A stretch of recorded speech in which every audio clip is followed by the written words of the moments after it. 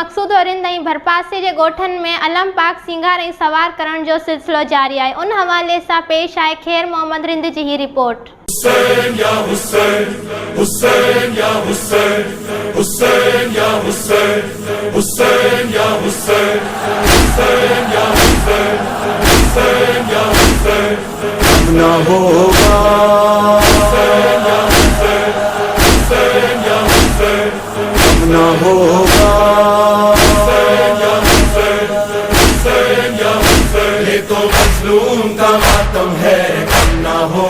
नाज़रीन असां मौजूद आहियूं मक़सूद रिंद में जिथे दुआ ज़हरा ते इमाम बारगाह सिंगारियो पियो वञे। महरम जो बाक़ी 2-3 ॾींहं बचा आहिनि ऐं मोमिननि तरफ़ां जेको आहे इमाम बारगाहनि खे चरा करण लाइ जेको आहे रंग रोगन ऐं बैनर ऐं लाइटिंग जो सिस्टम शुरू करे छॾियो आहे। अचो त उन्हनि खां न्यूज़ वठूं त उन्हनि जो छा चवणु आहे। मुकमल सेटिंग में आलम पाक की तैयारी हले थी पई, रंग रोगन हले थो पियो, लाइटिंग जो कमु हले थो पियो। इंशाअल्लाह 28-29 तारीख़ इमाम बारगाह जो अलमन जो कमु जेको आहे सभु मुकमल थी वेंदो। मुहर्रम जो महीनो शुरू थींदो आहे, अॻुवाटी 1-2 तारीख़ अॻु में ठाहे तयारु करे छॾींदा आहियूं। उन खां पोइ जो असांजो अक़ीदो आहे वॾो माना हिन में मातम हर शइ थींदी आहे, 10 खां वठी लाख रुपए ताईं। हा सिंगारण सां स्टील लॻल आहे, इहो सॼो सिंगार हर शइ। कीअं आयो तव्हां इमाम बार जेको घणा था वठनि ऐं कीअं ठाराहिनि?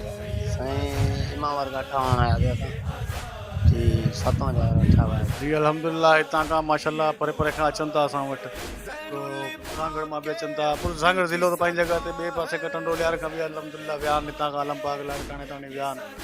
हर कंहिंजी मुख़्तलिफ़ मिठाई आहे, स्टील में ठाराइनि, लो में ठाराइनि ऐं अल्हम्दुलिल्लाह असांजो माना नाज़ुक वारो कमु न आहे, मज़बूत कमु आहे। लो जो आलम पाक आहे, पोइ बि मतिलबु हिन में सन्नी पटी आहे उहो न आहे।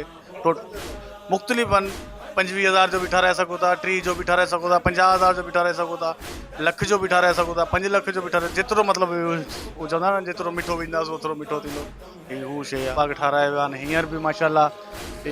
परे पासे दड़े जे ॻोठ खां परे पासे हजाणनि जे ॻोठ जा आलम पाक ठहनि पिया, ॿियो दरदारियुनि जे ॻोठ सराड़ी जा ठहनि पिया, लुंडे जा ठहनि पिया। अल्हम्दुलिल्लाह मक़सूद में खानदेन थी वियो ऐं मिठू जो ॻोठ, टोटल अल्हम्दुलिल्लाह टोटल ठाराए विया आहिनि असां खां। साल सिंगारींदा आहियूं। अच्छा जी हा।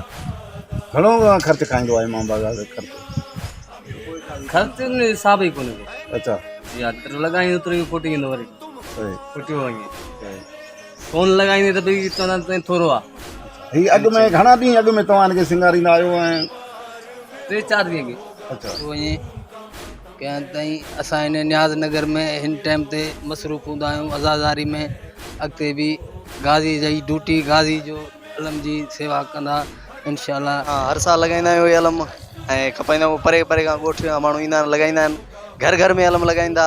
शुक्र आहे मालिक जो, असां हलायूं था त रोज़ी बि थिए थी ऐं माण्हू बि ख़ुशि थियनि था ऐं घर घर में अलम थो लॻे, असांखे बि ख़ुशी थी थिए। तेरे अलम तू नगाज़े कदे जुदा हुआ, तेरे अलम तू नगाज़े कदे जुदा हुआ।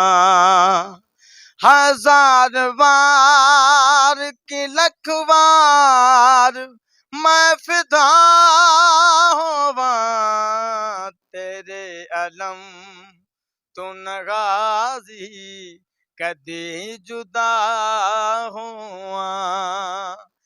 नाज़रीन तव्हां मोमिननि जूं ॻाल्हियूं ॿुधियूं। इन्हनि जो इहो चवणु आहे त असां हर साल वांगुरु हिन साल बि जेको सो मुहर्रम जे हवाले सां भरपूर जेको आहे सो अज़ादारी ऐं न्याज़ तक़सीम कंदासीं।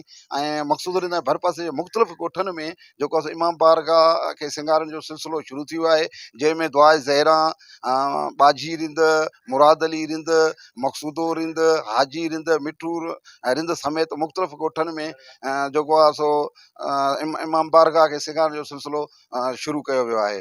खैर मोहम्मद रिंद, MNN न्यूज़, मक़सूदो रिंद।